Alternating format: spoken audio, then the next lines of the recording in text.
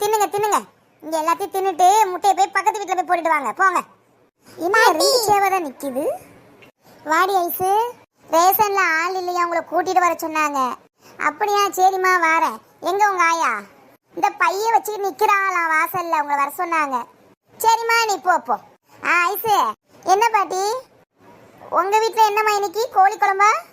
தெரியலையே பாட்டி, கேட்டுட்டு வந்து சொல்லட்டுமா? இல்லம்மா போ, சும்மா தான் கேட்டேன். ஒரு கோழியை வேற காணுமே.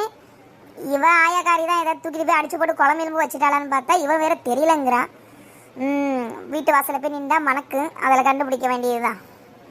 கோழியும் சேவலையும் வாங்கி வளர்க்குறத விட இவளுங்க கண்ணில் இருந்து காப்பாத்துறதுக்கே பெரிய வேலையா போயிருது. அத்தை, ஏன் உதவி கத்துற?